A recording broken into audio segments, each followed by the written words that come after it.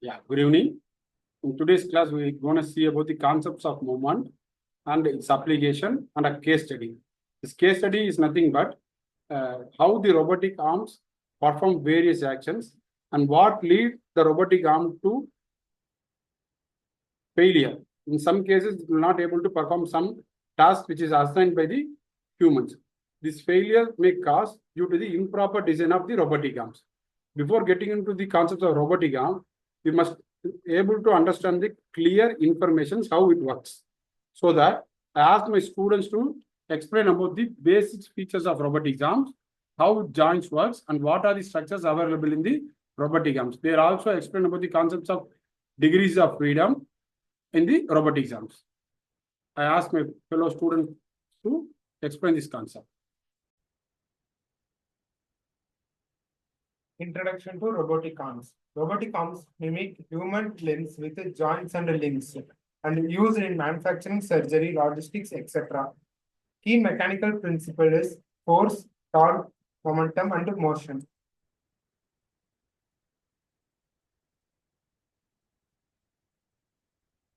Robot arm structures and joint design. A robot arm is typically composed of multiple rigid links connected by joints analogous to human shoulders, elbows, and wrists. Each joint acts as a pivot, allowing rotation out to human shoulders, elbow, and wrist. Backers usually electric motor or hydraulic system. The main component are base and shoulder joints, etc. Base provides stability and fixed to a surface, enables horizontal rotation. How to join? How to join? Yeah, I would like to ask you to how the joints perform. You can explain that concept. At each joint, the actuator applies a force at a certain distance from the pivot point, creating a moment.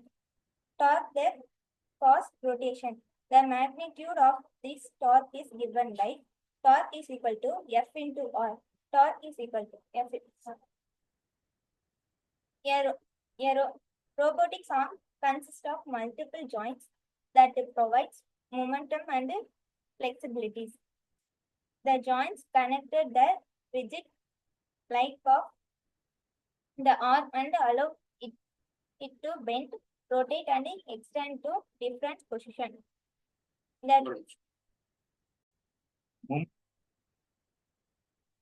Moments will force into distance from point determines how much brisk or torque is applied at the point. Critical for moving arms, lifting payloads. I would like to add point to him. Actually, we know that the moment is nothing but force into perpendiculations. The concept of moment is nothing but the force into perpendiculations. Here, each arm or from each joint to the next link, it is of the perpendicular direction. So the force applied on the disk area, the perpendicular distance, it is the moment. That's what we have studied in the EM concepts. Now, here how the twist is and torque is applied, the joints need to be known. Let him continue. The three main types of joints found in a standard robotic arm are rotational joints, like the shoulder joint, allow the arm to rotate around an axis. They provide rotational movement measured in degrees. Flexion joints, such as the elbow, allow the arm to bend inward and outward. They provide flexion and extension movement. Extension joints, such as the wrist joint, allow the arm to move up, down, left, and right. They provide lateral movement and extension. The combination of different joints with various ranges of motion allows the robotic arm to achieve a high degree of dexterity and manipulate objects precisely. Now, in our case, I want to lift a 2 kg of object, which is at a 0.5 meter distance. The arm length is of 0.5 meter. Can you say how the moment is calculated for this particular task? For this, I will answer. For this, Little louder. for momentum, the formula is force into perpendicular distance. So here given data is 2 kg. So we want to convert the kg into Newton. So we want to multiply it with 9.81 into the given meter, 0.5. Yeah, good. So we get the answer as 2 into 9.81 is 0.5 is 9.81 Newton meter. That is the moment. Yeah, okay. Thank you. Thank you, Kathy.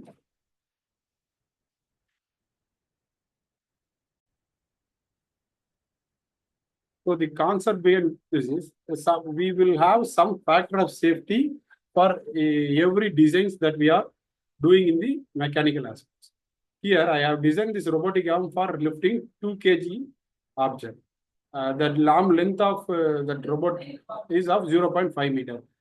In some case, I may able to lift using the gripper up to 3 kg. But if goes beyond 3 kg, the failure might occur. So the arm length is of 0.5. It is also matters. I was not asked the robot to lift the object which is far away from the system. So I have to give a program or give an instruction in such a way that be able to lift the object of the given weight. That is what the robot was designed for. So the major engineering concepts in the robotic arm design is whereas in the joints design, pivot points, and also we have to look for the torque applications to satisfy the determined angle range of motion and also to satisfy the load capacity that is able to lift. Here in the designing of robotic arms, the material selections matters because the stiffness to weight ratio plays a vital role. It affects the material selection will affect the speed and efficiency and also the load which is able to lift. And the torque calculations also to be done. Whereas in specific to the concepts, engineering concepts in robotic arm design, relevant to the engineering mechanics, the force in the robotic arm relevance, its actuator apply force to create motions. Moment or torque need to rotate the joints and lift the loads. Here kinematics, they determine the path of the end effector. The dynamics influence the speed, acceleration, and stability. Thank you.